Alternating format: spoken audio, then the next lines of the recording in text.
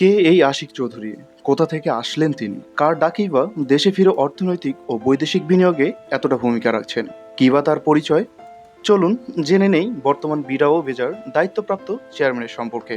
আপনারা দেখছেন জনশহরের বার্তা, সঙ্গে আছে আমি পবিত্র। জনাব আশিক চৌধুরী চাঁদপুর জেলার সন্তান হলেও শৈশব কাটিয়েছেন যশোরে।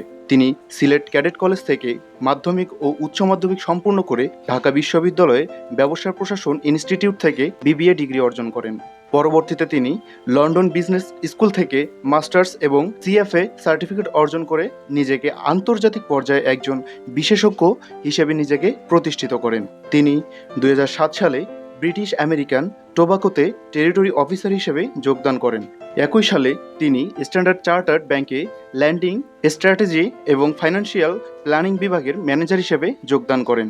সেই সাথে 2012 সালে আমেরিকান এয়ারলাইন্স ইউরোপ ও রাশিয়ার ফাইন্যান্স প্রধানের দায়িত্ব পালন করেন তিনি, এবং 2019 সালে সিঙ্গাপুরের এইচএসবিসি ব্যাংকের রিয়েল অ্যাসেট ফাইন্যান্স বিভাগের সহযোগী পরিচালকের দায়িত্ব পালন করেন। পরবর্তীতে তিনি বাংলাদেশ বিনিয়োগ উন্নয়ন কর্তৃপক্ষ বিডা ও বাংলাদেশ অর্থনৈতিক অঞ্চল কর্তৃপক্ষ বেজার নির্বাহী চেয়ারম্যান হিসেবে আশিক চৌধুরী দায়িত্ব গ্রহণের পর থেকেই বিনিয়োগ পরিবেশ উন্নয়ন ও বিদেশি বিনিয়োগ আকর্ষণের অসামান্য ভূমিকা রেখে চলেছেন। তার আধুনিক দৃষ্টিভঙ্গি, আন্তর্জাতিক অভিজ্ঞতা এবং পেশাদারিত্ব বাংলাদেশের বিনিয়োগ সম্ভাবনার নতুন এক দিগন্ত উন্মোচন করেছে। 2024 সালের 12 সেপ্টেম্বর প্রধান উপদেষ্টার কার্যালয়ের সরাসরি আহ্বানে সাড়া দিয়ে তিনি দেশে ফিরে আসেন এবং বিডার চেয়ারম্যান হিসেবে দায়িত্ব গ্রহণ করেন। মাত্র এক সপ্তাহের ব্যবধানে তিনি বেজার নির্বাহী চেয়ারম্যানের দায়িত্ব গ্রহণ করেন, যা তার নেতৃত্বদানের সামর্থ্য ও সরকারের আস্থার প্রতিফলন। দায়িত্ব গ্রহণের পর থেকেই তিনি ওয়ান স্টপ সার্ভিস সহজীকরণ, বিদেশি বিনিয়োগকারীদের জন্য নীতিগত সহায়তা,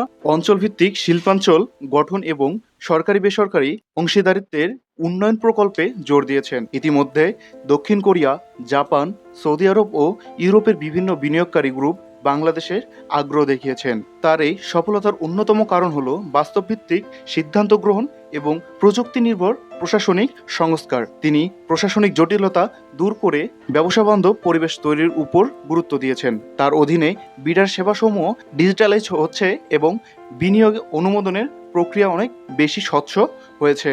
উল্লেখযোগ্যভাবে বলা যায় 2024 সালের অক্টোবর থেকে মার্চ 2025 সাল পর্যন্ত বাংলাদেশে সরাসরি বৈদেশিক বিনিয়োগের প্রবাহ 18% বেড়েছে বলে বিডা সূত্রে জানা যায়। আশিক চৌধুরীর নেতৃত্বে বাংলাদেশের অর্থনীতিকে একটি টেকসই বিনিয়োগের কাঠামোর দিকে এগিয়ে যাচ্ছে।